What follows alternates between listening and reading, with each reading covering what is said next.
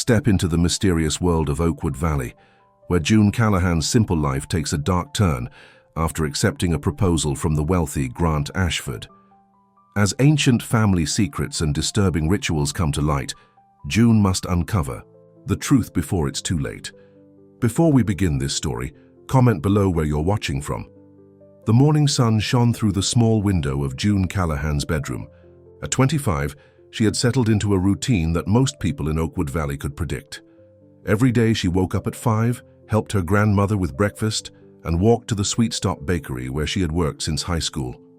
"June, honey, don't forget your jam for the market today," called her grandmother Martha from the kitchen of their tiny rental home. "I won't, Grandma," June replied, tying her simple brown hair into a ponytail. June looked at herself in the mirror. Nothing special, she thought, just plain June. Her friends from high school had all left town for college or marriage, but June had stayed. Not because she loved Oakwood Valley so much, but because people like her didn't get to dream big. Her father had made that clear before he walked out on them when she was 12. "You're just like your mother," he had said, head in the clouds but feet stuck in the mud.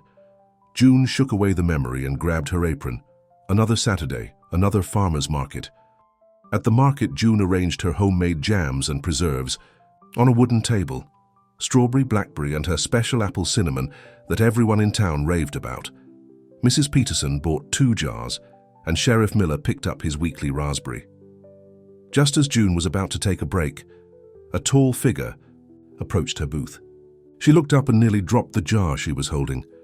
Grant Ashford stood before her, looking as out of place at the farmer's market as a wolf in a chicken coop. Everyone knew the Ashfords. They owned half the county, lived in that big farmhouse on the hill, and rarely mingled with regular folks. "Good morning," he said, his voice deep and smooth. June managed to squeak out a reply. "Morning, Mr. Ashford." He smiled just slightly, examining her jams. "I've heard about these, the apple cinnamon, is it good?" "It's our best seller," June said, finding her voice. Grant picked up a jar, his fingers brushing against hers as he handed over the money. "Keep the change," he said. June expected him to walk away. Rich people usually did. But Grant stood there looking at her like he was trying to solve a puzzle. "You're June Callahan, right? You work at the bakery too?" She nodded, surprised he knew her name. "I'd like to take you to dinner," he said simply. June's mouth fell open. Around them she could feel people staring, whispering. Lisa from the flower stand had practically fallen over her bouquets trying to listen in. "Me?" June asked, certain she had misheard. "Yes, you," Grant said with another slight smile. "Tomorrow night? I can pick you up at 7. Before June could form a coherent thought, she found herself nodding. "Okay," Grant nodded back. "Good. 7 it is." As he walked away, the whispers exploded into full conversations. By noon, the entire town knew that Grant Ashford had asked June Callahan to dinner. "He asked you out? Grant Ashford?" Martha asked when June got home. "The Grant Ashford?" "Yes, Grandma. But it's probably nothing. Maybe he wants to talk about ordering jams for the estate or something." Martha shook her head. "Men like that don't ask girls to dinner to talk about jam, honey." The next evening, June tried on every dress she owned, finally settling on a simple blue one that Martha said brought out her eyes. At exactly 7, a sleek black car pulled up outside their house. "Don't stay out too late," Martha said, trying to hide her worry. "And remember who you are, June. Don't let fancy things turn your head." June kissed her grandmother's cheek. "I won't, Grandma." Grant didn't take her to the diner like she expected. Instead, they drove to the next town over, to a restaurant where the menus didn't have prices. June felt out of place, but Grant didn't seem to notice or care. "Tell me about yourself," he said after they ordered. June laughed nervously. "There's not much to tell. I work at the bakery, make jam, take care of my grandma." "You're selling yourself short," Grant replied. "Betsy at the bakery says you're the one who created those cinnamon rolls everyone drives an hour to buy." June blushed. "It's just a recipe I played around with." "That's called talent," he said. "I've eaten at restaurants all over the country. Those cinnamon rolls beat most of them." As the night went on, June found Grant easier to talk to than she expected. He wasn't showy or arrogant. He was actually kind of quiet, listening more than he talked. She learned he ran the family farms and businesses, lived alone in that big house and didn't care much for parties or socializing. Then why ask me to dinner? June finally got the courage to ask as he drove her home. Grant was quiet for a moment before answering. I've seen you around town for years. You're always kind to everyone, always working hard. I admire that. It was the most unexpected compliment June had ever received. The next week, Grant came to the bakery every morning. He bought a coffee, sometimes, a pastry, and chatted with June for a few minutes. On Wednesday, he asked her to dinner again. The following week, they went for a walk by the lake. Each time, June felt herself falling a little more for this serious, thoughtful man who seemed to value her in a way no one ever had before. 2 months went by. Summer turned to fall. The whispers in town had died down some, but June still caught people staring when Grant picked her up or dropped her off. There's got to be a reason he's interested in her, June overheard Mrs. Wilkins say at the bakery. Men like that don't date girls like June unless they want something. The words stung, but June pushed them aside. Grant had never made her feel like she wasn't good enough. In fact, he seemed to think she was special. On a cool October evening, Grant took her to his greenhouse, where he grew exotic plants as a hobby.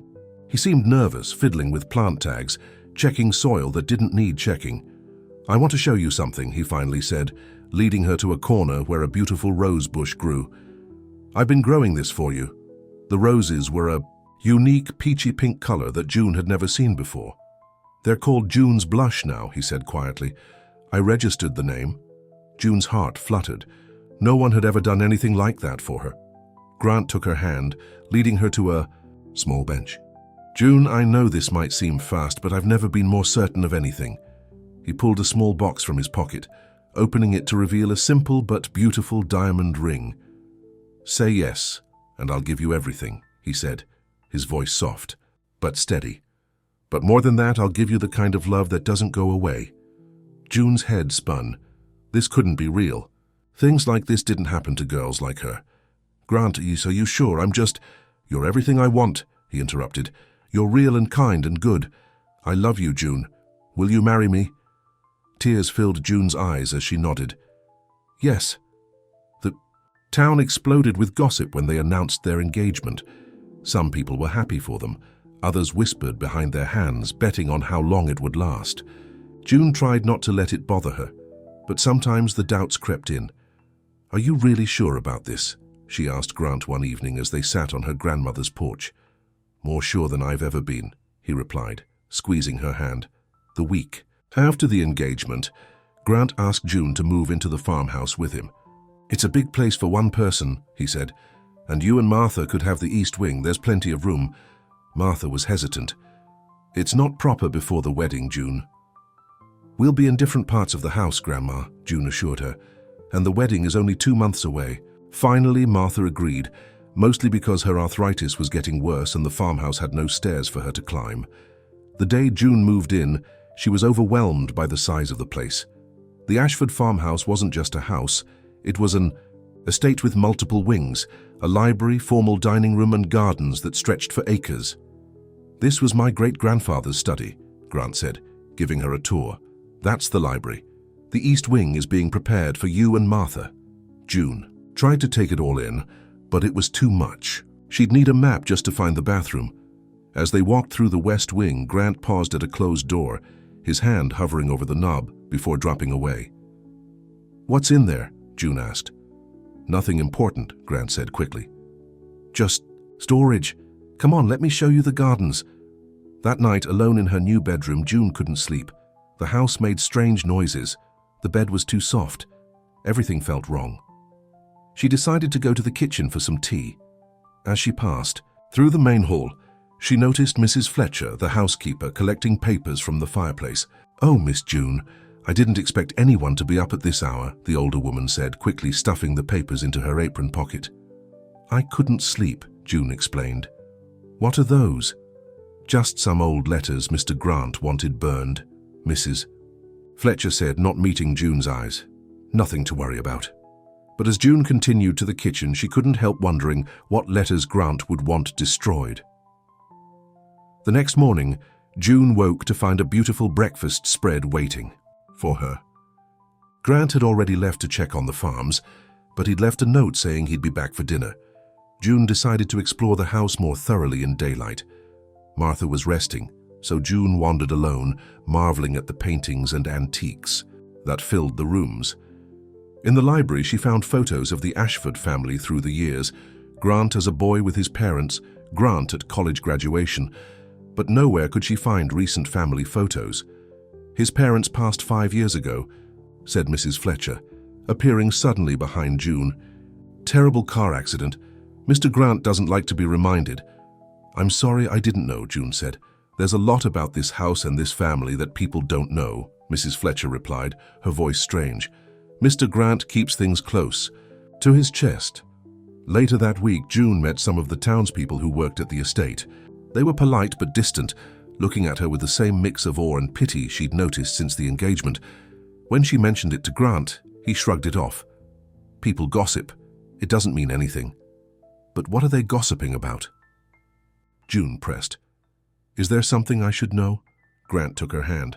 "The only thing you need to know is that I love you. The rest is just noise." But that night, June woke to the sound of Grant's voice. He was talking in his sleep, tossing and turning in the room next to hers. "Clara," he mumbled. "Clara, don't." June froze. Who was Clara? Grant had never mentioned anyone by that name. The next morning, she asked Mrs. Fletcher while they were alone in the kitchen. "Clara?" The housekeeper nearly dropped the plate she was holding. "Where did you hear that name?" Grant said it in his sleep. "Who is she?" Mrs. Fletcher looked around nervously. "It's not my place to say, Miss June, but if Mr. Grant hasn't told you about her, maybe there's a reason." June's stomach knotted with worry. Was she his girlfriend? The housekeeper sighed. "She was his fiancée 5 years ago, but she's gone now, and that's all I can say." June felt like the floor was tilting beneath her. Grant had been engaged before. Why hadn't he told her? And what did Mrs. Fletcher mean by gone? That evening, when Grant returned, June tried to act normal. They ate dinner, talked about wedding plans, and watched a movie in the grand living room. But the name Clara hung between them like a ghost. After Grant went to bed, June found herself drawn to the locked door in the west wing. What was he hiding in there? What secrets did this house hold? As she stood outside the door, her hand on the knob, Mrs. Fletcher appeared again. "I wouldn't do that, Miss June," she warned. "Some doors are better left closed." June jumped back, guilty. I know curiosity is natural," the housekeeper said kindly, "but trust is important in a marriage. If Mr. Grant hasn't shown you what's behind that door, he must have his reasons." June nodded, but as she walked back to her room, her mind raced with questions. Who was Clara? What happened to her? And what was Grant hiding behind that locked door? The days following June's discovery about Clara were filled with tension. June tried to act normal around Grant, but questions kept swirling in her mind. Who was this woman? What had happened to her? And why had Grant never mentioned her? One afternoon, while Grant was away on business, June ran into Betty Wilson at the grocery store. Betty had worked as a maid at the Ashford house years ago.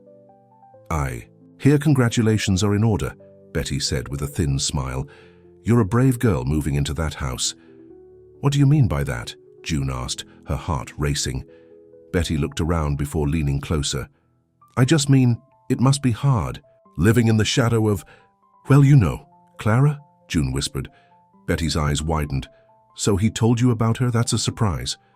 "Not exactly," June admitted. "I heard him say her name in his sleep." Betty nodded knowingly.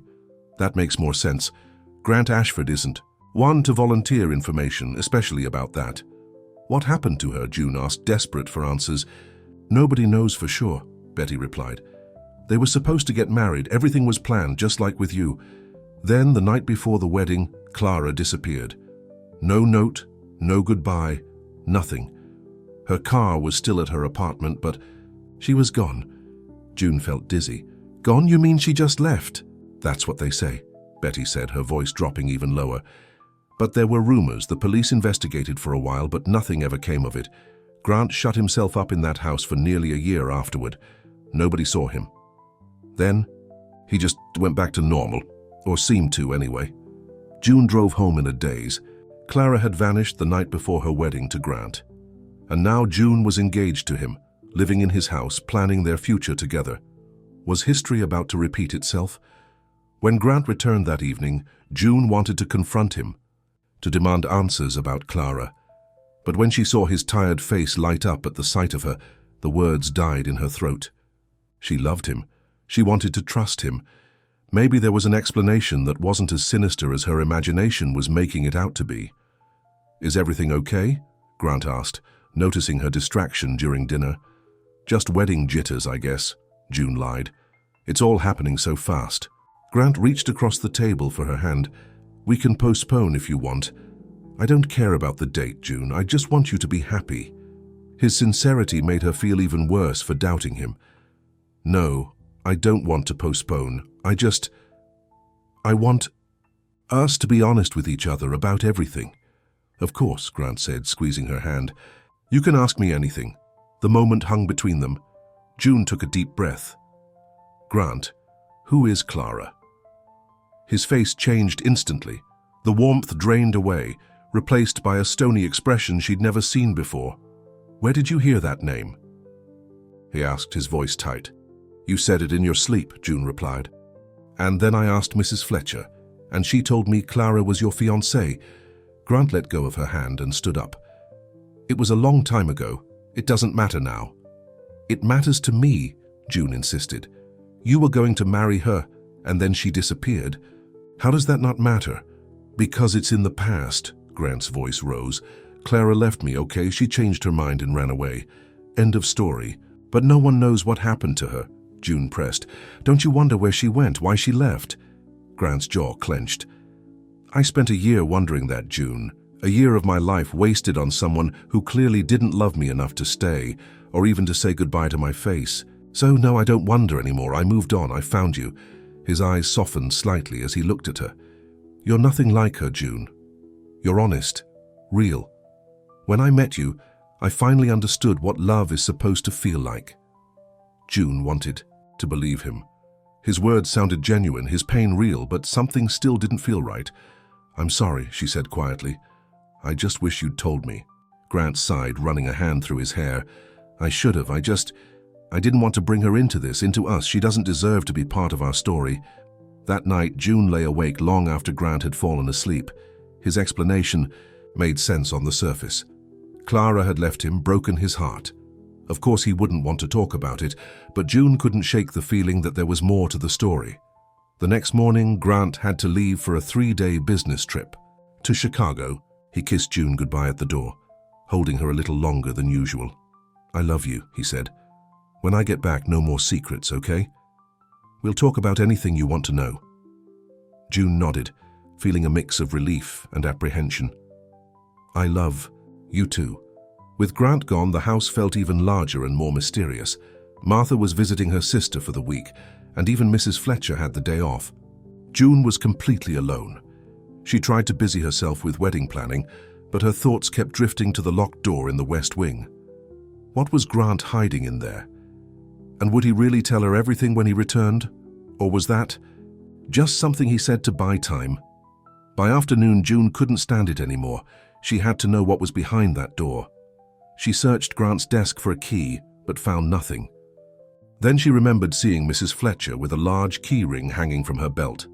The housekeeper's quarters were in the basement. June felt guilty as she slipped inside, but her need for answers outweighed her conscience. The key ring was hanging on a hook by the door. June grabbed it and hurried back upstairs. It took trying several keys before she found one that fit the lock of the mysterious door. Her hands shook as she turned it, hearing the click of the mechanism releasing. June pushed the door open slowly, her heart pounding in her chest. The room was dark, heavy curtains drawn across the windows. She fumbled for a light switch, finding one just inside the door. As light flooded the room, June gasped. It was a nursery, a beautiful, fully furnished nursery with a white crib, a rocking chair, stuffed animals arranged on shelves, and a changing table. Everything was covered in a fine layer of dust, as if frozen in time. "What on earth?" June whispered to herself.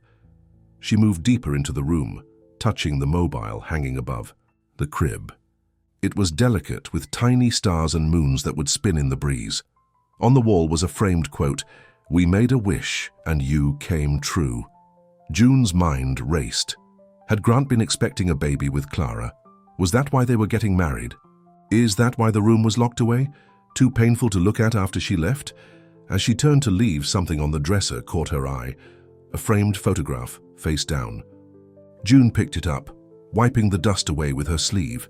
It was a photo of a woman who looked startlingly like June. The same heart-shaped face, the same color hair, similar build. The only major difference was that this woman, Clara, June assumed, had green eyes instead of June's blue ones. The resemblance was uncanny, almost disturbing. Had Grant been attracted to June because she reminded him of Clara?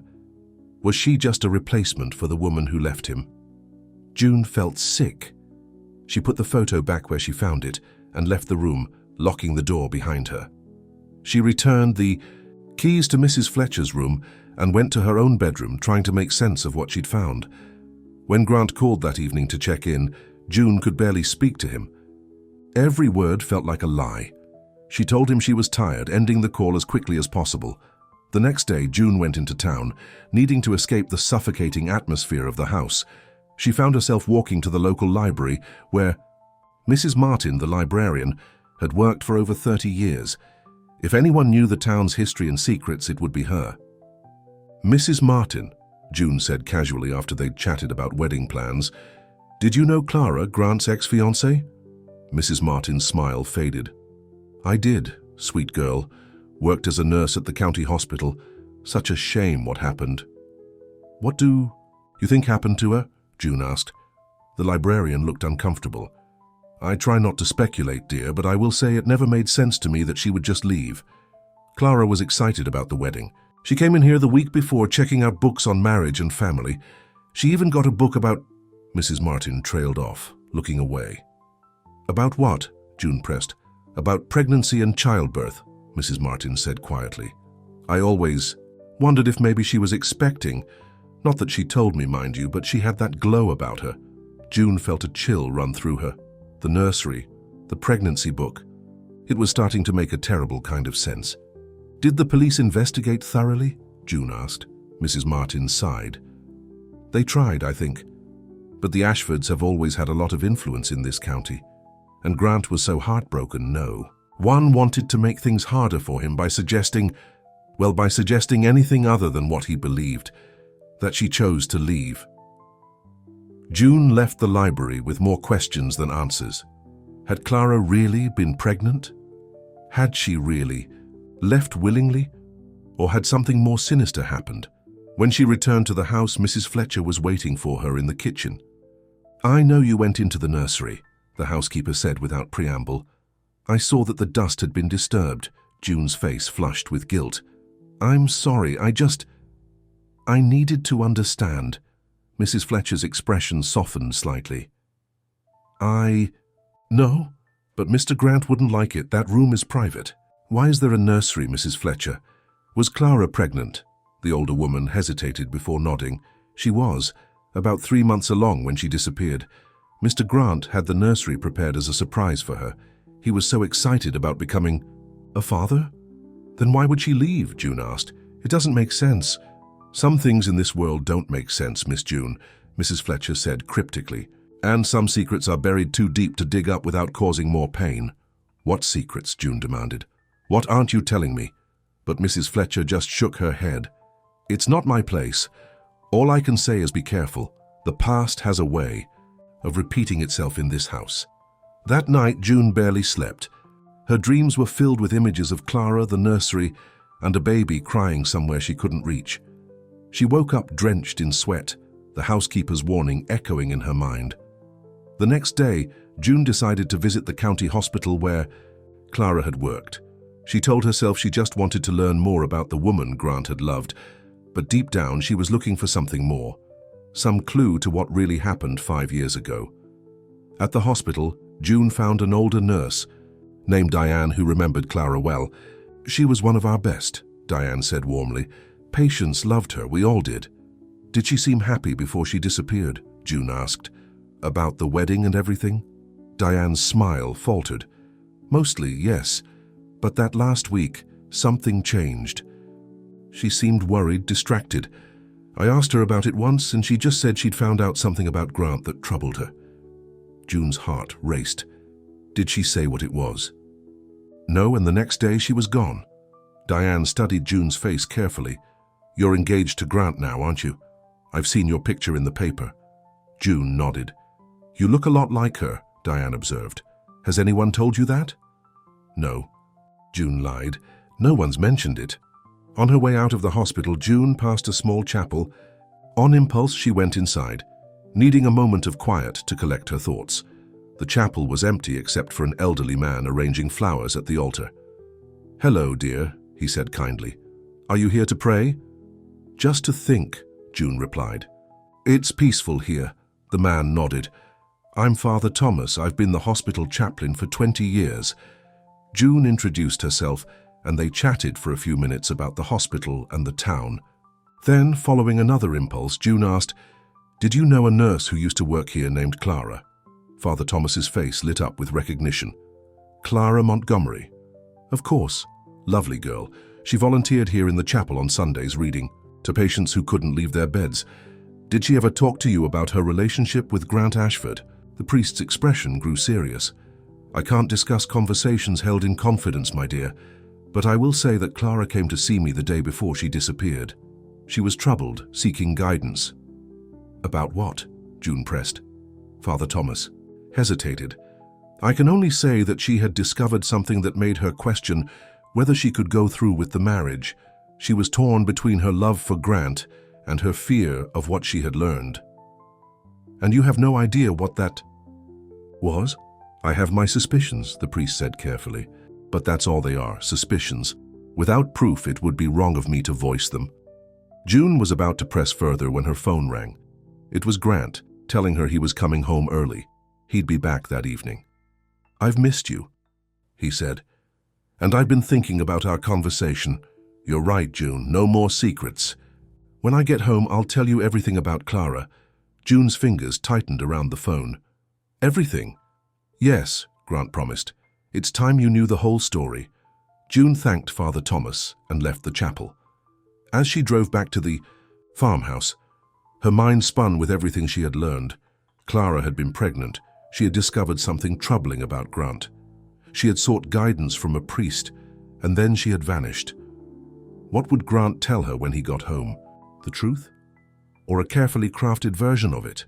Mrs. Fletcher was waiting when June returned. Mr. Grant called. He asked me to make sure your wedding dress is ready for the final fitting tomorrow. June had almost forgotten. Their wedding was just 3 days away. There's also this, Mrs. Fletcher added, handing June a small white envelope. It came in the mail for you.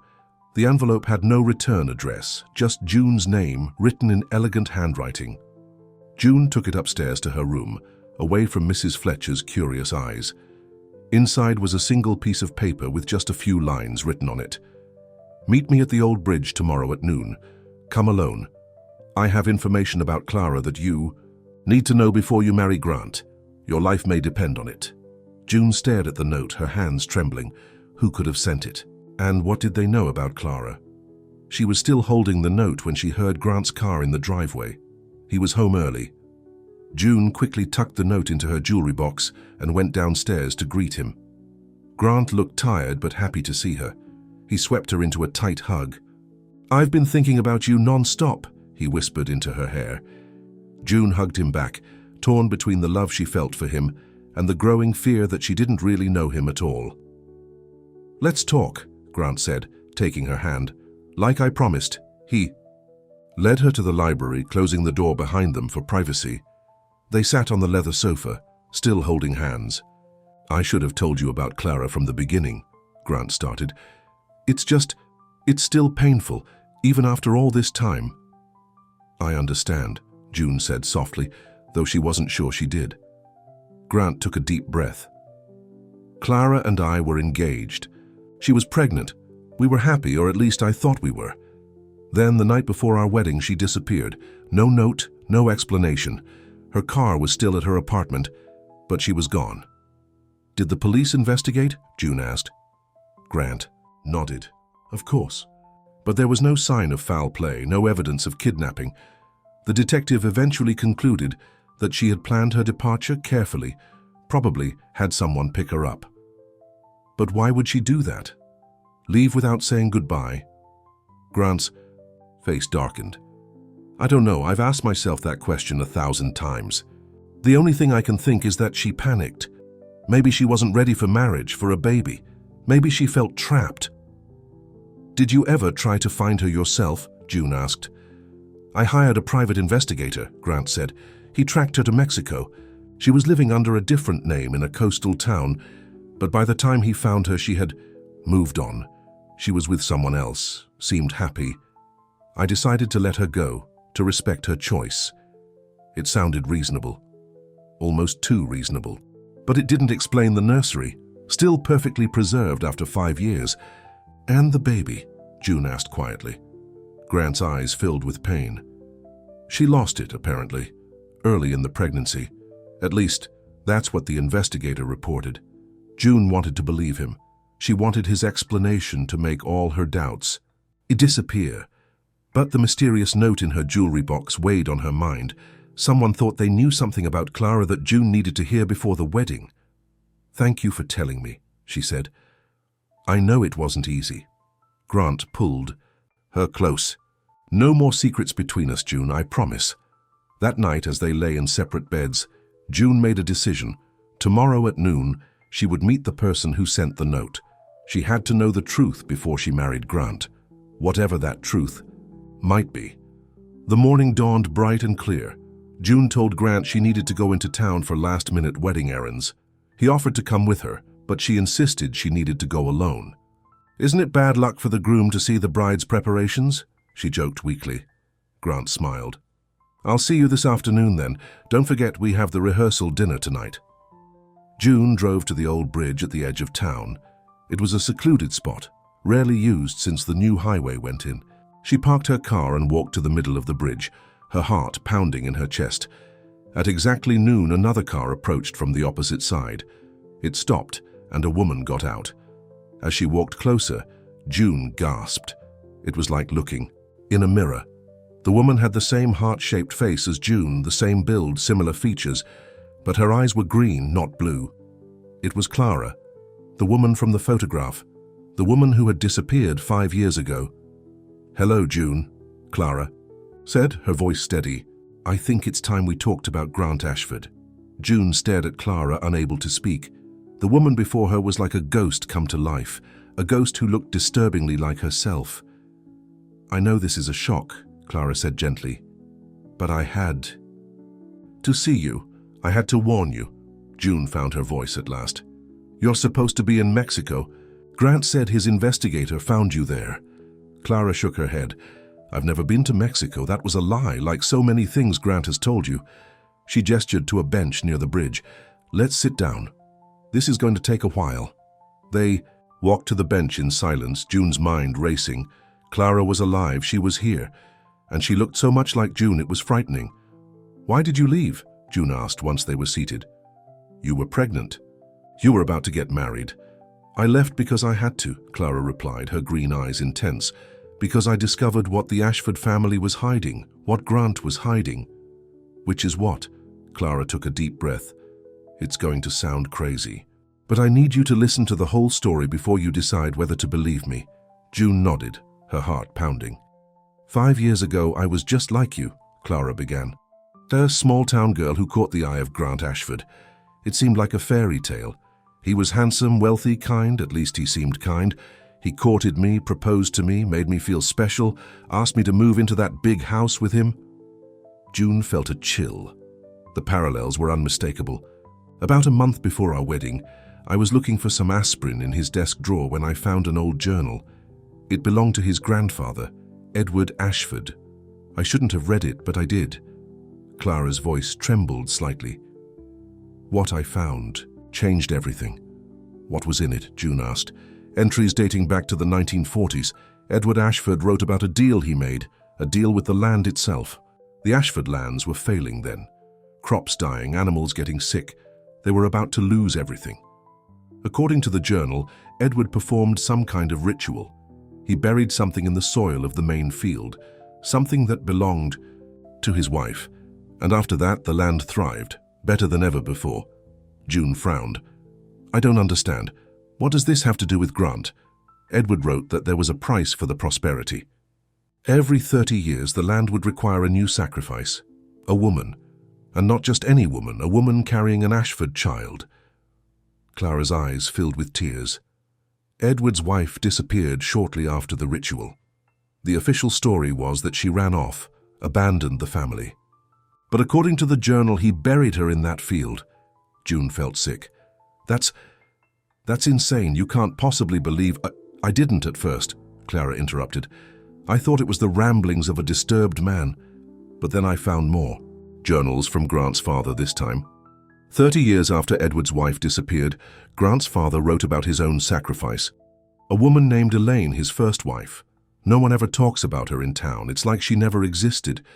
But she did. And she was pregnant when she vanished. June shook her head in disbelief. Even if that were true, why would Grant tell his investigator? He found you in Mexico. If he did something to you. He didn't hire an investigator, June. Think about it. If he truly believed I'd abandoned him, why would the nursery still be perfectly preserved 5 years later? He knows exactly where I am, or where he thinks I am. Clara looked out at the water flowing beneath the bridge. The only reason I'm alive is because the ritual failed. Failed how? June asked, still not believing but unable to stop listening. The sacrifice has to happen the night before the wedding. That night, Grant drugged my tea. When I passed out, he took me to the main field, but before he could complete the ritual, Sheriff Miller drove by on his patrol. Grant had to hide. While he was gone, I woke up, groggy but conscious enough to realize what was happening. I've been hiding ever since, living under a false name 2 counties over.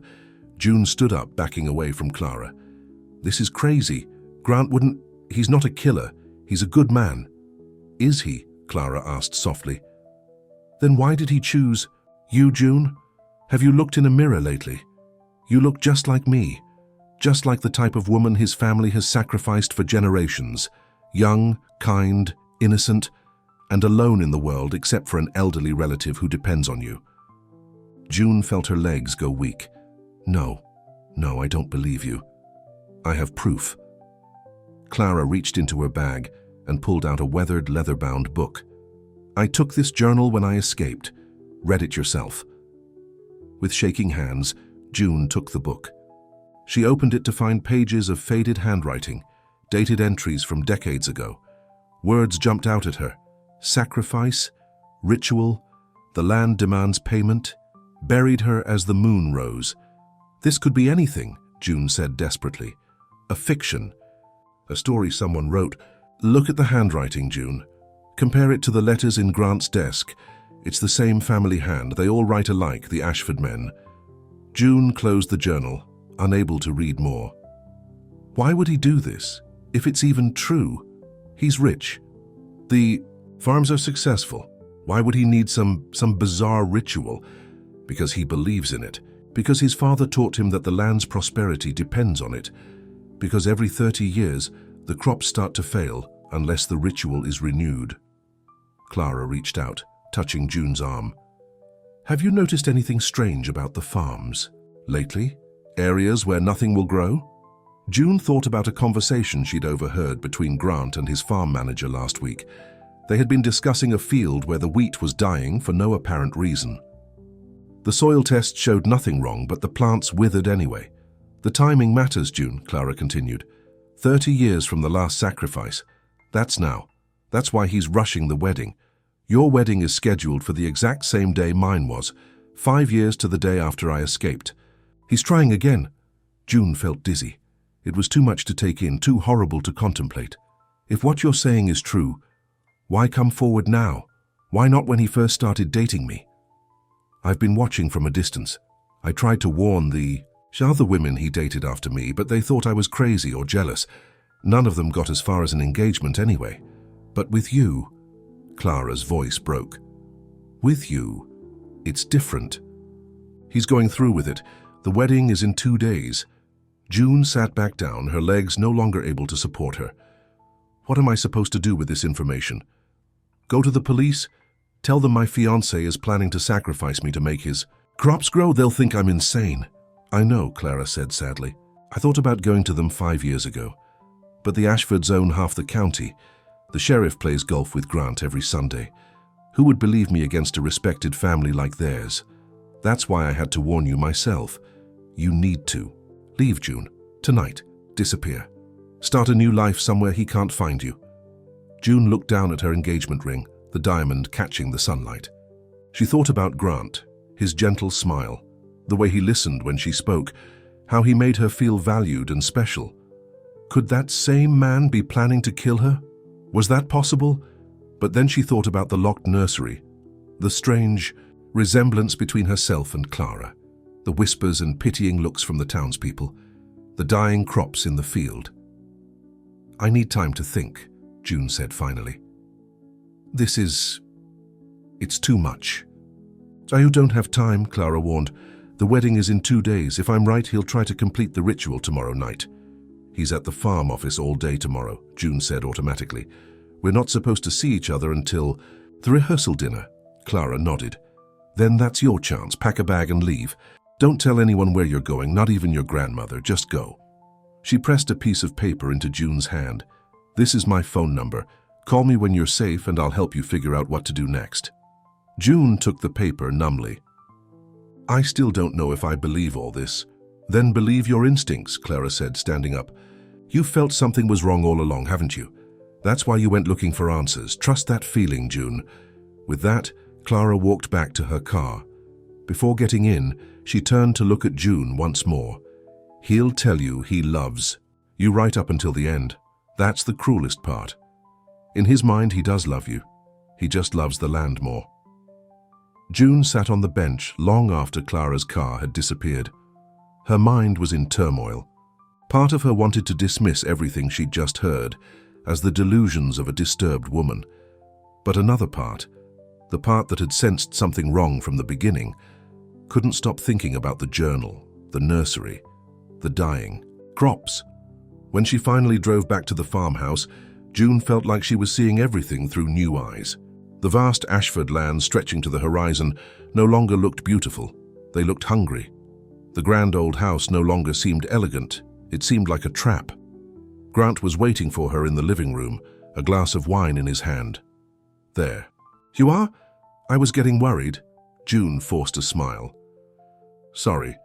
Shopping took longer than I expected. Did you find everything you needed? Grant asked, kissing her cheek. Not yet, June replied, the double meaning of her words burning in her throat.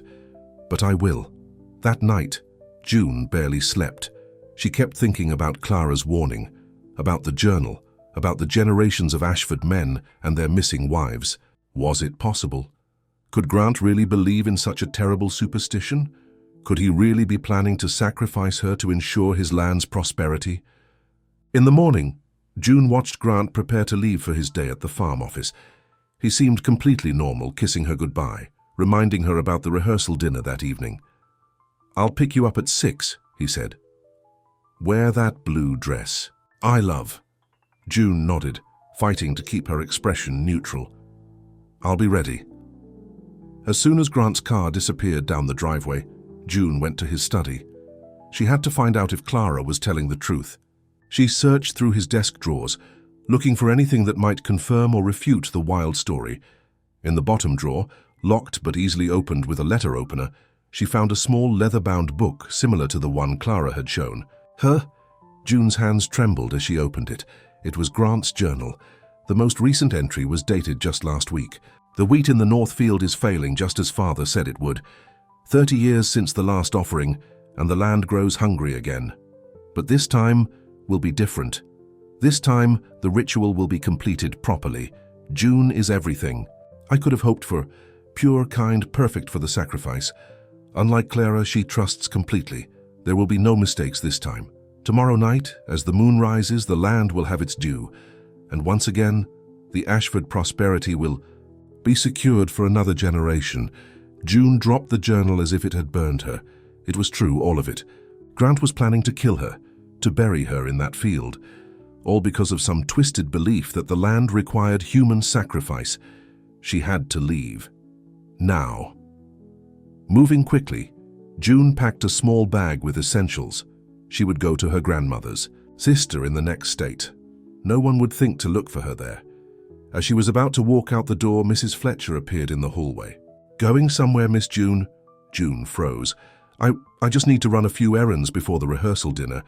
Mrs. Fletcher's eyes dropped to the suitcase in June's hand. "With a suitcase?" "It's for my honeymoon clothes," June improvised. "I want to keep them separate." The housekeeper's expression was unreadable. "Mr. Grant called a few minutes ago. He's coming home early to surprise you." June's heart sank. "When?" "He should be here any minute now." As if on cue, June heard the sound of Grant's car on the gravel driveway. She was trapped. Mrs. Fletcher moved closer, her voice dropping to a whisper. "Go out the back way, through the kitchen." "Hell, tell him you went to get your hair done." June stared at the older woman in shock. "You know, don't you, about what he's planning?" Mrs. Fletcher's eyes filled with tears. "I've worked for the Ashfords for 40 years. I've seen too much. I couldn't save the others, but maybe I can save you." She pressed a key into June's hand. "Take my car. It's parked behind the garage. Go now." "Thank you," June whispered, squeezing the housekeeper's hand. She slipped out through the kitchen just as she heard Grant's footsteps in the front hall. Mrs. Fletcher's old sedan was where she said it would be. June threw her bag inside and started the engine, driving slowly until she was past the first bend in the road, then accelerating hard. In her rearview mirror, she saw Grant running out of the house, his face a mask of fury as he realized she was escaping. He sprinted toward his own car. June's heart pounded as she pushed Mrs. Fletcher's sedan to its limits. The old car was no match for Grant's sports car. She had to find help, and quickly. She drove toward town, planning to go straight to the sheriff's office. Even if Sheriff Miller was Grant's friend, he was still a law enforcement officer. Surely he would help her if she showed him Grant's journal. But as she approached the town limits, she saw Grant's car gaining on her. In desperation, she swerved onto a side road that led toward the old quarry. The road grew narrower and rougher. June's hands gripped the steering wheel so tightly, her knuckles turned white. Behind her, Grant's headlights grew larger in the mirror. The road forked ahead. One path led to the quarry, the other back toward the main highway. June made a split-second decision, taking the quarry road but immediately cutting her lights. She drove a few hundred yards in darkness, then pulled off onto a maintenance track hidden by overgrown brush. Grant's car sped past, continuing toward the quarry. June waited until his taillights disappeared around a bend before backing out and heading toward the highway. She reached the highway and accelerated toward the next town, where Clara had said she was living. She needed allies, people who would believe her story, and Clara was the only one who knew the whole truth. As June drove, she called her grandmother from Mrs. Fletcher's car phone. "Grandma, it's me. I need you to listen carefully. I've had to leave. I can't explain everything now, but I'm not marrying Grant. I'm in trouble. I want you to go stay with Aunt Beth for a while, okay? Don't tell anyone where you're going, especially not Grant." Martha sounded confused but agreed to do as June asked. "Are you in danger, honey? Should I call the sheriff?" "No," June said firmly. "No police. Not yet. I'll call you when I can. I love you, Grandma." She hung up and focused on the road ahead. The sun was setting, casting long shadows across the pavement. According to Clara, the ritual had to be performed the night before the wedding. That meant Grant would be desperate to find her tonight. June reached the town where Clara was staying, just as full darkness fell. Following the address Clara had given her, she pulled up in front of a small apartment building and hurried inside. Clara answered her knock immediately, as if she'd been waiting. "You believed me," she said, relief evident in her voice. "I found his journal," June replied, stepping inside. "You were right about everything. He was planning to sacrifice me tomorrow night." Clara locked the door behind June, securing the deadbolt and chain. "Did anyone follow you?" "I don't think so. I lost Grant at the quarry, but he'll figure it out eventually. We need to get out of here." "We will," Clara assured her, "but first we need a plan. If we just run, we'll be looking over our shoulders forever." Grant is resourceful and determined. He found me once before, about 3 years ago. I barely escaped. June sank onto Clara's sofa, suddenly exhausted.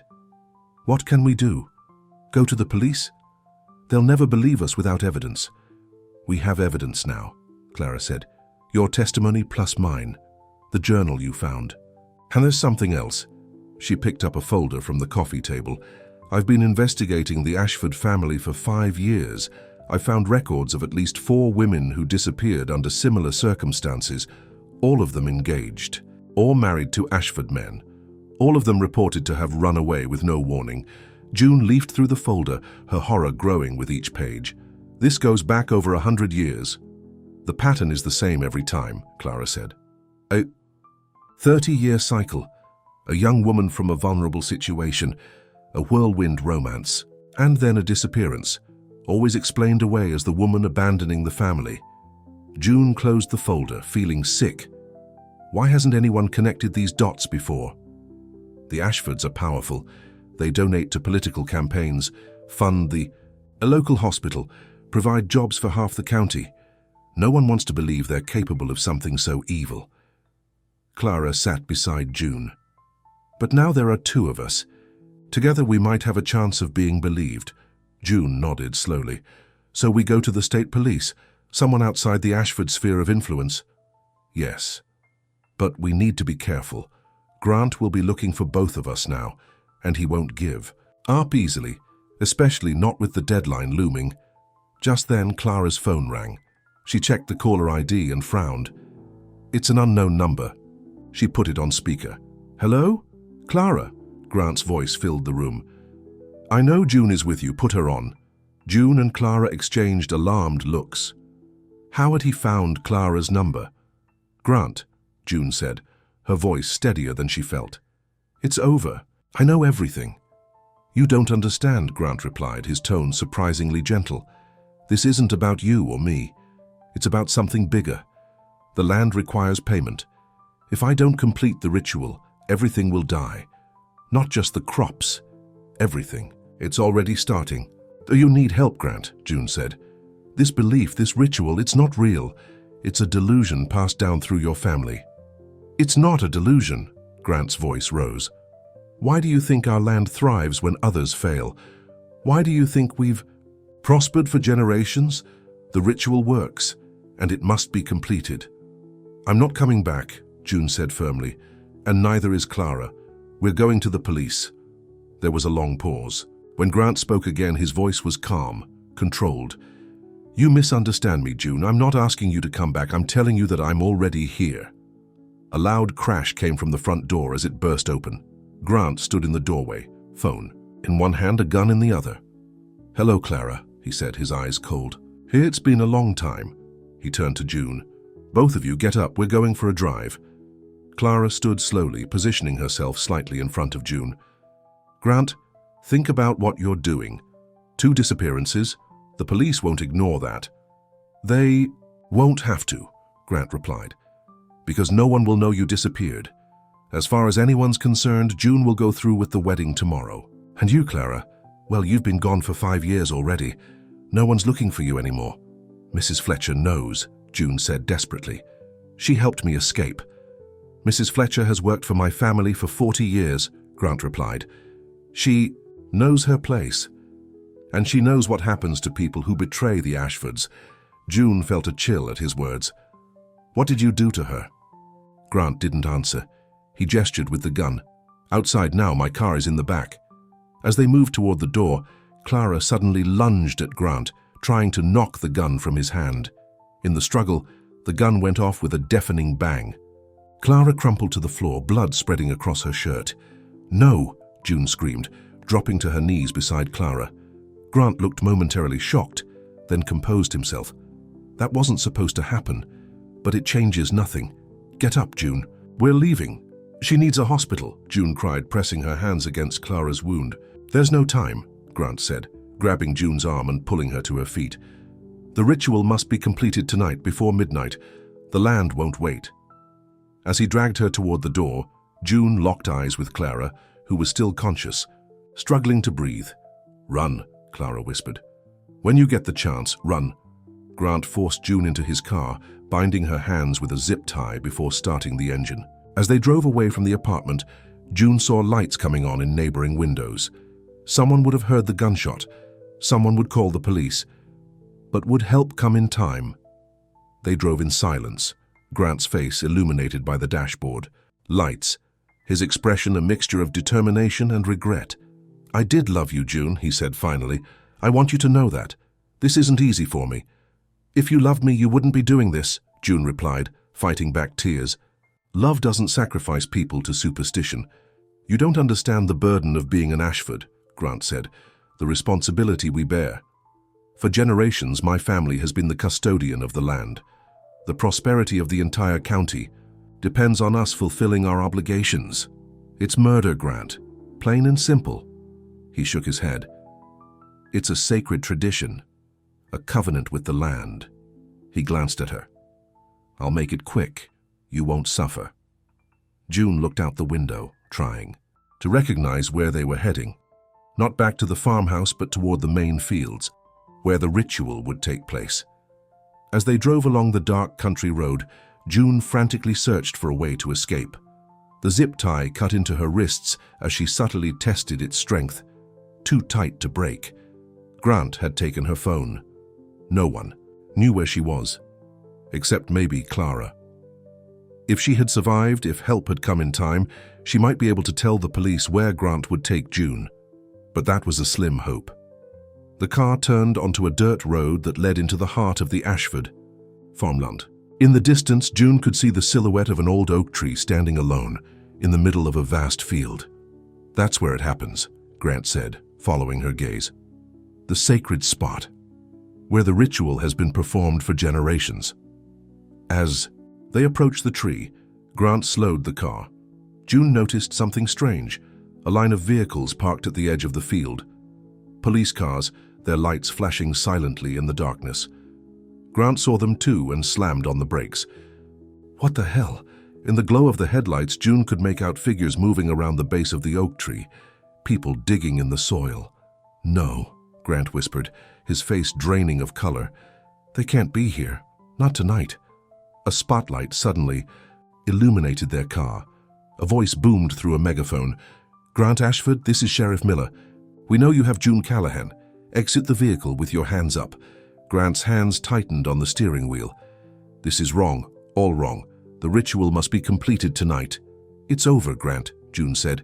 "Whatever they're finding under that tree, it's evidence of what your family has done. The truth is coming out." Grant looked at her, his eyes wild. "You don't understand. If the ritual isn't completed, there will be consequences. Terrible consequences. The only consequence will be justice," June replied, "for all those women your family sacrificed." For a long moment, Grant stared at the scene before them. The police, the excavation, the exposure of his family's darkest secret. Then, with a sound of anguish, he threw the car into reverse. "They may stop me tonight," he said, "but the land won't be denied. The hunger will only grow." As he spun the car around preparing to flee, a police cruiser blocked their path. Another appeared on their left and a third on their right. They were surrounded. "It's finished, Grant," June said quietly. Grant looked at her one last time, his expression a mix of desperation and defeat. Then he opened the driver's door and stepped out, hands raised above his head. Police officers swarmed the car, one of them quickly cutting the zip tie from June's wrists and helping her out. Sheriff Miller approached, his face grave. "Are you all right, Miss Callahan?" June nodded, rubbing her wrists. "Clara, is she alive?" "Yes," the sheriff replied. "She's in surgery, but the doctors think she'll pull through. Her neighbor heard the gunshot and called 911 immediately." "How did you know to come here?" June asked. "To this exact spot?" Sheriff Miller's expression darkened. "Mrs. Fletcher. She came to the station this evening with a disturbing story. Said she couldn't live with the guilt anymore, knowing what had happened to all those women over the years. What was going to happen to you?" He gestured toward the oak tree where the excavation continued. "We've already found human remains. Based on preliminary examination, they've been there for about 30 years. Grant's father," June whispered. "His sacrifice. And we have reason to believe there are more," the sheriff added. Mrs. Fletcher gave us journals, records going back generations. It's the most disturbing case I've ever seen." June watched. As Grant was placed in a police car, his face blank, defeated. The ritual had been interrupted, the cycle broken, the Ashford secret exposed at last. "What will happen now?" she asked. "There will be a thorough investigation," Sheriff Miller replied. "Forensic teams, identification of remains, charges filed. It could take years to unravel everything." June nodded, feeling numb. "And the land? What about it? What will happen to the Ashford land?" The sheriff shrugged. "I suppose it will be tied up in legal proceedings for a while. Eventually it might be sold or divided." "Why do you ask?" June looked out at the vast fields stretching into the darkness, thinking about Grant's warnings, about the hunger he said was growing. "No reason," she said finally. "It's just land after all." But as she turned away, she couldn't help noticing how the wind moved through the wheat, like something stirring beneath the soil, waiting, patient, eternal.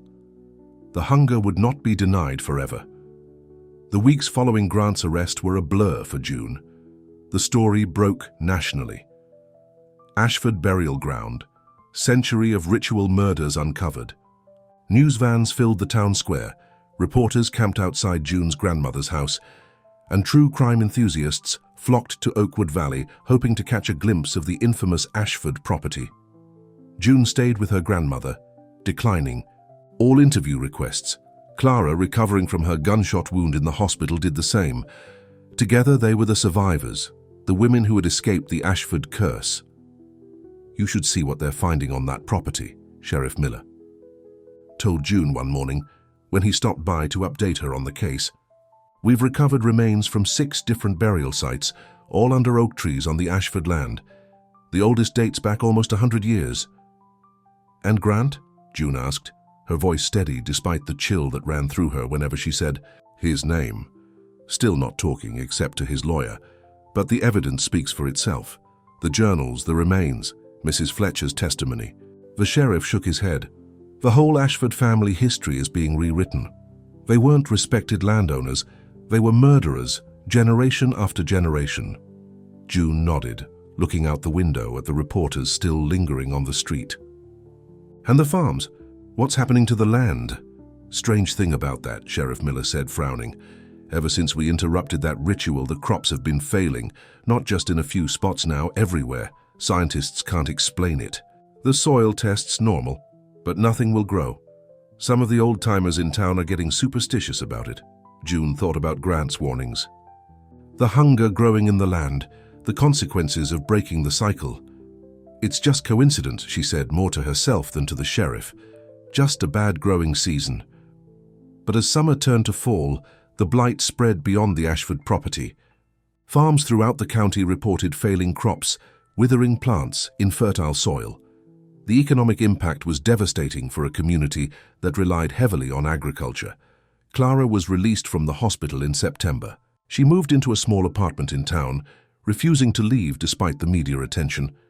The two women became unlikely friends, bound by their shared trauma and determination to see justice done. "The preliminary hearing is next week," Clara told June over coffee one morning. "They want both of us to testify." June nodded. She had been preparing herself for this moment. "Do you think he'll plead guilty, with all the evidence?" Clara shook her head. "His lawyer is going with an insanity defense, claiming Grant truly believed in the ritual, that he was suffering from a delusion passed down through his family. Is that really a defense? He still killed all those women. Not him personally, just Clara, and that was attempted murder since I survived," Clara sighed. "But he was definitely planning to kill you, and the forensic evidence connects him to at least 2 of the other burial sites. The prosecution thinks they have a strong case." The courthouse was packed on the day of the preliminary hearing. June sat in the witness stand facing the judge, aware of Grant's presence at the defense table, but refusing to look directly at him. "Miss Callahan," the prosecutor began, "please tell the court about your relationship with the defendant, Grant." Ashford. June recounted everything, their meeting, their courtship, the proposal. She described finding the locked nursery, meeting Clara, discovering Grant's journal. "And what was written in this journal?" the prosecutor asked. Grant wrote about completing a ritual that his father and grandfather had performed before him. He said the land was hungry, that it required a sacrifice, me, to continue the Ashford prosperity. June's voice remained steady. He wrote that I was perfect for the sacrifice and that the land would have its due. When it was the defense attorney's turn for cross-examination, he focused on Grant's mental state. "Miss Callahan, would you say the defendant truly believed in this ritual? That it wasn't just an excuse for violence, but an actual religious or spiritual belief he held?" June hesitated. He believed it. He talked about his responsibility to the land, about a covenant his family had made generations, so he seemed to think he had no choice. "And the land itself, did you notice any changes after the ritual was interrupted?" June glanced at Grant for the first time. He was watching her intently, his expression unreadable. "The crops started failing," she admitted.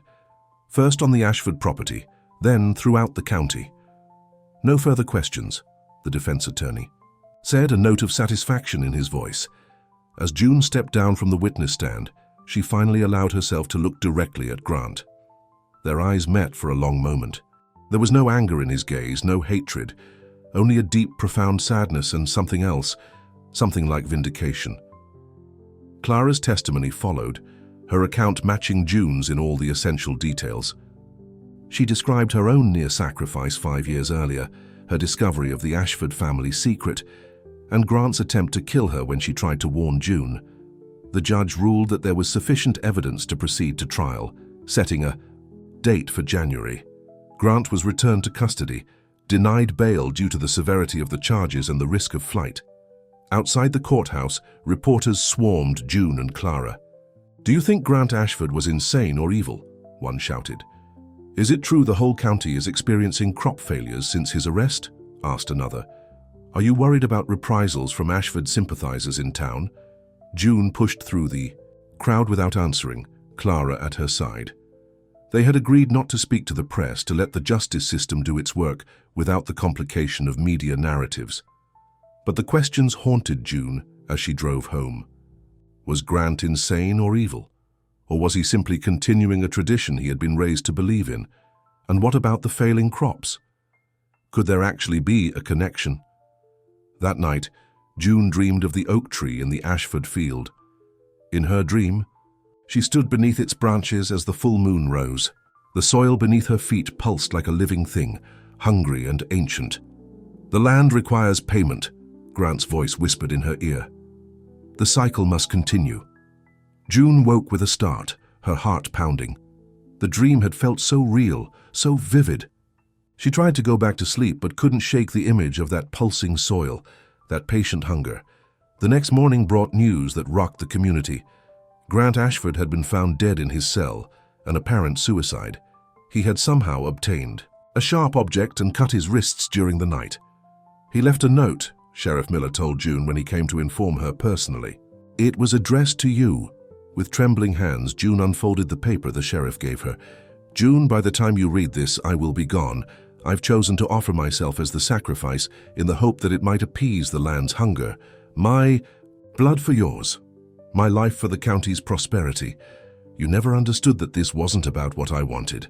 It was about obligation, about balance. Nature demands payment for its gifts. My ancestors knew this. They made a covenant, and each generation has honored it, until now. I've failed in my duty, and the consequences are already becoming clear. The blight will spread. The hunger will grow. What begins with crops will not end there. Perhaps my blood will be enough. Perhaps not. Either way, I couldn't bear to live with the knowledge of what I almost did to you. What my family did to so many others. I did love you, June. That wasn't a lie. In another life, we might have been happy together. Watch the land. Listen to it. You'll know if the hunger has been satisfied. Grant. June folded the note carefully and handed it back to the sheriff. He really believed it until the end. "Looks that way," Sheriff Miller agreed. "The psychiatrist who evaluated him said he showed signs of a shared delusional disorder, passed down through the family, reinforced by isolation and those journals, so they kept." After the sheriff left, June sat alone in her grandmother's kitchen thinking about Grant's final words. Watch the land. Listen to it. What did that mean? Despite everything, June felt a strange emptiness at the news of Grant's death. Not grief, exactly. How could she grieve for a man who had planned to kill her? But something more complex.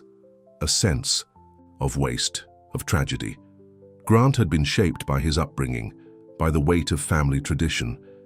In another life, as he had written, things might have been different.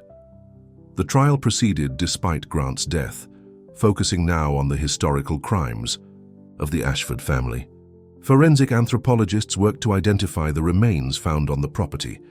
Records were examined, witnesses interviewed. The full extent of the Ashford family's century of ritual murders was gradually exposed. Through it all, the blight continued to spread. By November, farmers in neighboring counties were reporting similar problems. Soil that had been fertile for generations suddenly produced nothing but withered stalks and rotting roots. Scientists were baffled. Politicians declared states of emergency. Aid organizations distributed food to communities facing shortages. It's just drought, Clara insisted when June shared her concerns. Or climate change, or some new plant disease. It has nothing to do with Grant or that ritual. But what if it does? June asked quietly. What if there is something in that land? Something that needs feeding? Clara stared at her in disbelief. You can't be serious. Don't tell me you're starting to believe in that superstition. I don't know what I believe anymore, June admitted. But the timing can't be ignored, and the way it's spreading exactly as Grant said it would. It's coincidence, Clara said firmly, or psychosomatic. The farmers heard about the Ashford ritual and now they're seeing connections that aren't there. Mass hysteria, maybe. June wanted to believe her friend. But the dreams continued. Dreams of standing beneath that oak tree, feeling the hunger in the soil. And each morning, she woke to news of another farm failing, another crop lost. December brought snow, covering the blighted fields in a blanket of white. For a while, it was possible to forget the problem, to focus on the upcoming holidays instead of the growing food shortage. June spent Christmas with her grandmother, trying to create some sense of normalcy, despite the media that still camped outside their home occasionally, hoping for a statement or a new angle on the Ashford story. 2 days after Christmas, June received an unexpected visitor. Mrs. Fletcher, Grant's former housekeeper, stood on her doorstep looking older and more frail than June remembered. Miss June, the older woman said, I need to speak with you about the land. June invited her in, noting the nervous way Mrs. Fletcher glanced around, as if afraid of being overheard. You've seen what's happening, Mrs. Fletcher said once they were seated in the living room. The blight, the hunger spreading. June nodded slowly. You think it's connected to the ritual? I know it is, Mrs. Fletcher replied, her voice firm. Despite her frail appearance, I've worked for the Ashfords for 40 years. I've seen the cycle complete itself twice. When the sacrifice is made properly, the land thrives. When it's interrupted, but that's just superstition, June said, echoing Clara's words. There can't really be a connection. Mrs. Fletcher leaned forward. There's something I never told. The police. Something I held back because I thought it was too dangerous to share. June's heart beat faster. What is it? The original covenant. The full text of the ritual. Mrs. Fletcher reached into her purse and withdrew a small, ancient-looking book bound in cracked leather. Edward Ashford's first journal, the one where he recorded exactly what he did, what he promised to the land and what the land promised in return. June accepted the book with trembling hands. Why are you giving this to me? Because you've been chosen, Mrs. Fletcher said simply. The land selected you once. That connection doesn't just disappear because Grant is gone. You're still part of this, whether you want to be or not. I don't understand. Read the journal, Mrs. Fletcher said, rising to leave. Then go to the oak tree at midnight on New Year's Eve. Listen to the land. It will tell you what needs to be done. Before June could ask any more questions, the older woman was gone, disappearing into the snowy afternoon. June stared at the journal in her hands. Part of her wanted to destroy it, to burn it without reading a single word. But another part, the part that kept dreaming of that hungry soil, needed to know the truth. She opened the book to the first page. The handwriting was spidery and old-fashioned, but legible. I, Edward Ashford, set down this account so that those who come after me will understand the covenant I have made with the land, the sacrifice it demanded, and the prosperity it promised in return. June read late into the night, absorbing Edward Ashford's chilling account of a desperate man facing the ruin of his family farm during the Dust Bowl years. How he had turned to old folk magic in desperation, how he had heard whispers from the soil itself offering a bargain. The land spoke to me, Edward wrote, not in words but in feelings, in dreams. It wanted blood, a specific blood, that of a woman carrying the next generation of Ashfords, my wife carrying our first child. June shuddered as she read how Edward had rationalized his actions, convincing himself that one death would save countless lives by ensuring the farm's prosperity. How he had performed the ritual beneath the old oak tree, burying his pregnant wife alive as an offering to whatever entity or force dwelled in the Ashford soil. And the land accepted the sacrifice, the journal continued. The rains came. The crops flourished when all around us farms failed. But the voice in the dreams made clear this was not a one-time payment. Every 30 years, as the power of the sacrifice wanes, a new offering must be made, a woman carrying the next Ashford heir. But there was more. Something Edward had discovered years later, something he recorded in the final pages of the journal. I have learned a terrible truth. The voice in the soil is not a natural force. It is something older, darker, something that feeds not just on blood but on suffering, on betrayal. The greater the love before the sacrifice, the more potent the offering. This is why it demands not just any woman, but one carrying the Ashford seed, one who trusts and loves the man who offers her to the hunger. June closed the journal feeling sick. This was beyond superstition, beyond family tradition. If Edward Ashford's account was to be believed, generations of Ashford men had been feeding some malevolent entity buried in their land. And now that entity was hungry, its appetite no longer contained within the Ashford property lines. June debated whether to share the journal with Clara or the police. But what good would it do? They would see it as just more evidence of the Ashford family's shared delusion. They wouldn't understand the implications, the warning Edward had recorded in those final pages. If the cycle is broken, if the offering is not made, the hunger will not diminish. It will grow, spread beyond our boundaries. It will consume everything in its path until it is fed. New Year's Eve arrived. The blight had spread to 6 counties now. Emergency measures were in place. Scientists continued to search for a biological or chemical explanation, but found nothing. June spent the day with her grandmother watching the snow fall outside their window, trying to decide what to do. Mrs. Fletcher's words echoed in her mind.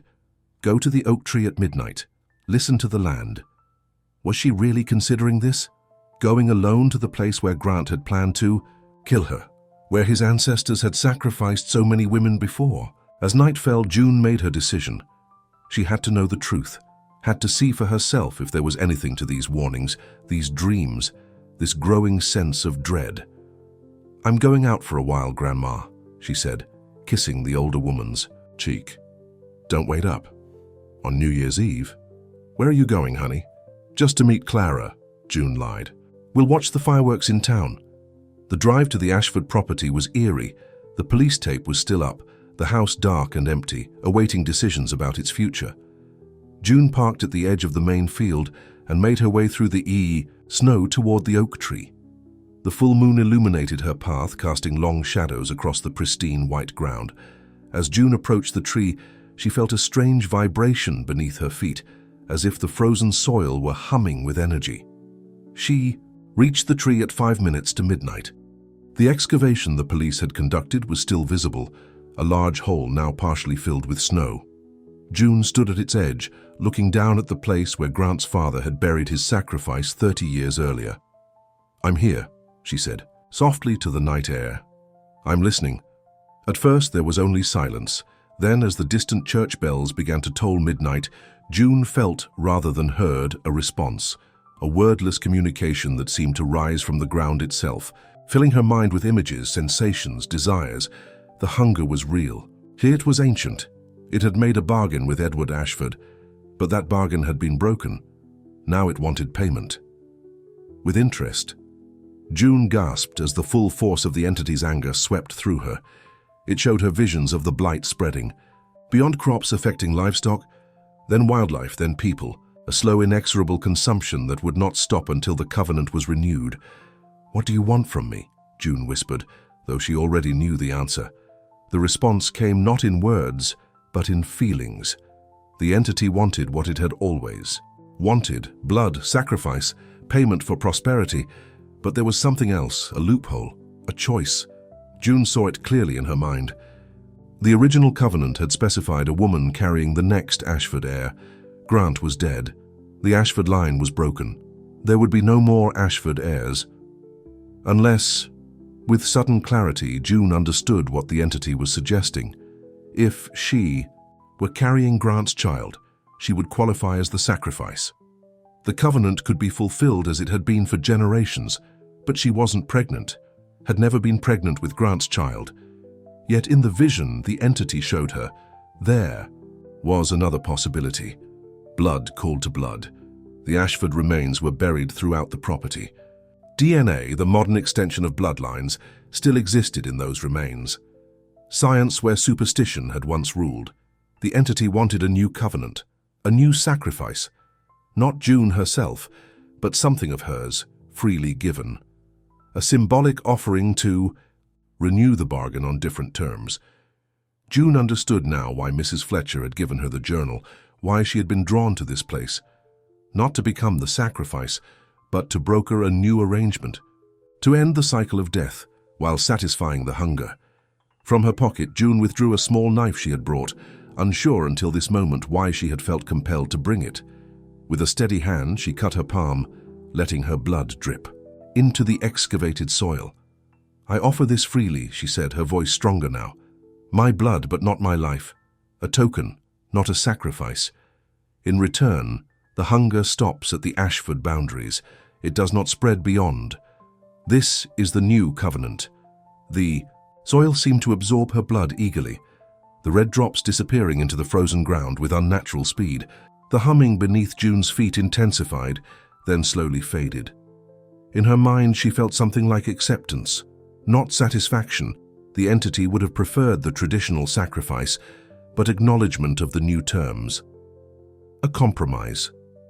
June bound her bleeding hand with a handkerchief and walked back to her car. As she drove away from the Ashford property, she felt lighter somehow, as if a weight had been lifted. Whether it was real or just her imagination, she couldn't be sure. But she knew she had done all she could.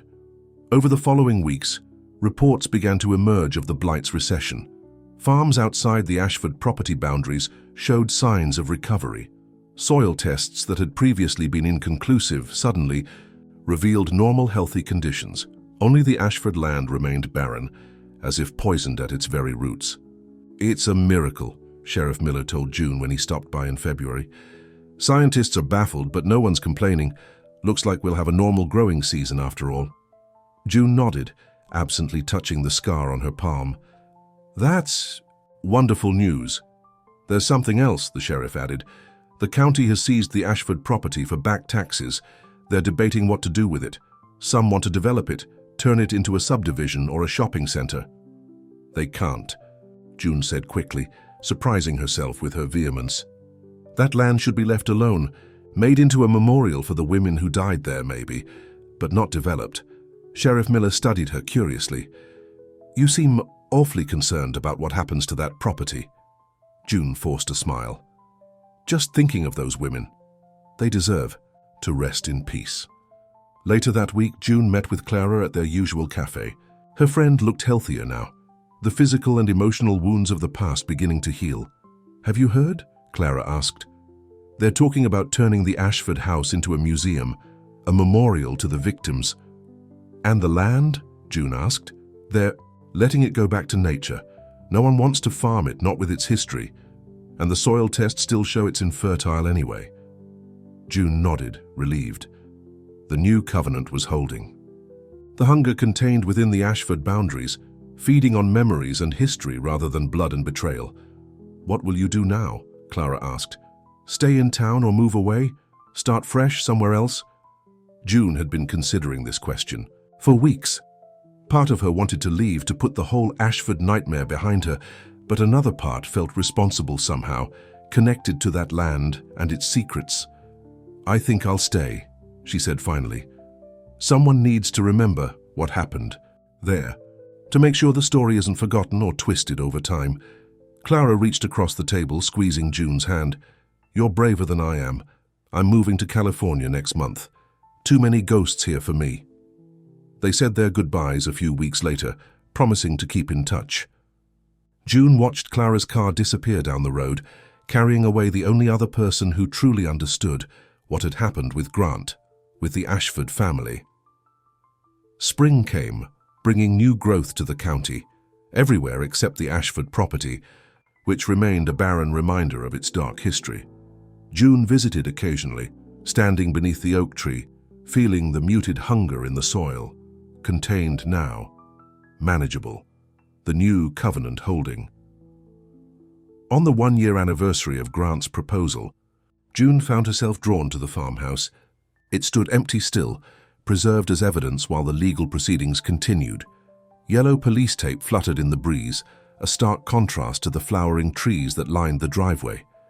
June stood at the edge of the property, looking up, at the house where she had almost begun a new life, where she had almost ended her life. So many emotions swirled within her: fear, anger, grief, even a complicated kind of love for the man Grant might have been in another life.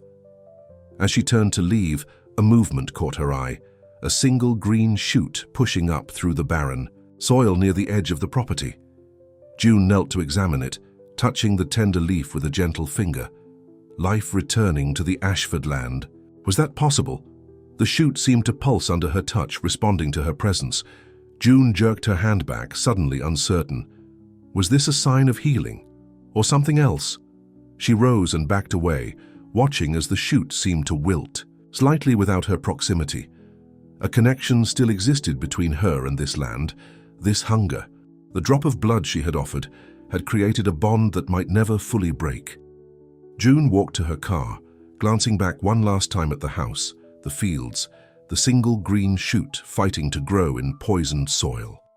The secret in the soil remained. Dormant now but not gone, waiting, patient, eternal, and June would be watching when it stirred again.